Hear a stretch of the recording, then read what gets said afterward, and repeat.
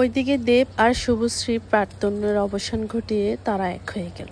আর এইদিকে আমি এখনো পর্যন্ত বাঁশকরুলই খাই নাই। জীবনে অনেক বাঁশ খাইছি, বাট বাঁশকরুল কখনো খাই নাই। তো যাই হোক, সবাই বলতেছে এই রেসিপিটা নাকি অনেক মজা হয়। তো সবাই আমাকে সাজেস্ট করছে গরুর মাংসের সাথে রান্না করার জন্য। তো গরুর মাংস রান্না করার জন্য আমি গরুর মাংস বের করি নেই ফ্রিজ থেকে, কারণ ফ্রিজ থেকে বের করা রান্না করা অনেক সময়ের ব্যাপার। তো যেহেতু আমার হাতে মুরগির মাংস ছিল, তো ভাবতেছি যে মুরগির মাংস ভাজি করতেছি, তাহলে এটার সাথে কেন নয়। তো আমি কি করলাম, মুরগির মাংসের সাথে রান্না করার জন্য এই বাঁশকরুলগুলো কেটে কেটে হলুদ আর লবণ দিয়ে সিদ্ধ করে নিতেছি। এটা ভালোভাবে বয়েল সিদ্ধ যেটাই বলেন ওইটা করে নিতে হবে একদম।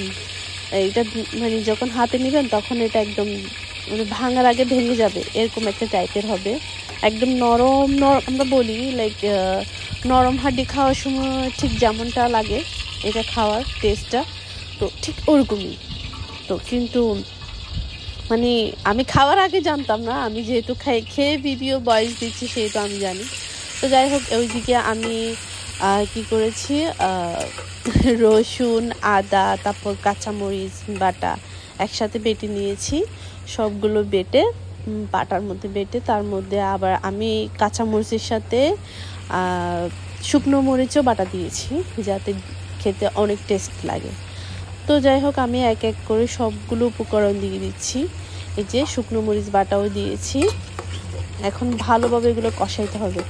আসলে কি জানেন, কোনো একটা সম্পর্ক যখন আপনি সাকসেস করতে যাবেন, সেটাকে ধৈর্য ধরে সেটাকে সময় দিয়ে সুন্দর করে সাজিয়ে গুছিয়ে যেমন দিতে পারলে, সাজানো গুছালো হতে পারলে যেরকম একটা ভালো একটা রেজাল্ট আসে, ঠিক তরকারির ক্ষেত্রেও তেমন।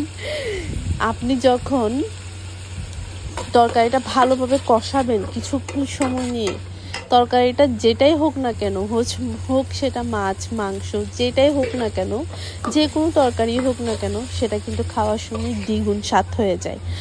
তো আমিও দেব আর শুভশ্রীর বিষয়টা নিয়ে বলতেছি। তারা আসলে প্রাক্তনের অবসান ঘটিয়ে এখন একজন আরেকজনের সাথে মিলে গিয়েছে। কারণ তারা প্রাক্তন হয়েছে ঠিক, কিন্তু একজন আরেকজনকে সম্মান করেছে। প্রাক্তন হয়ে যাওয়ার পর তো আমরা বাঙালিরা যাই করি তার বলার ভাষা রাখে না। তো ওই আর কি, আমি ওইটাই বুঝাইলাম যে প্রাক্তন হয়ে যাওয়ার পরেও তার প্রতি ভালোবাসা, শ্রদ্ধা, সম্মান রাখতে হবে। তাহলে গিয়ে সেই সম্পর্কটা আজীবন একটা সুন্দর সম্পর্ক হয়ে থাকবে, টিকুক বা না টিকুক।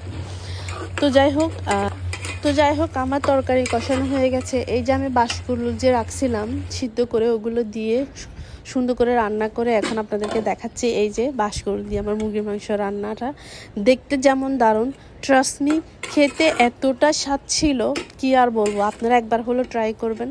তো আজকের মতো আমার ভিডিও এখানেই শেষ করলাম। আবারও নেক্সট কোনো ভিডিও নিয়ে দেখা হবে। আল্লাহ হাফেজ।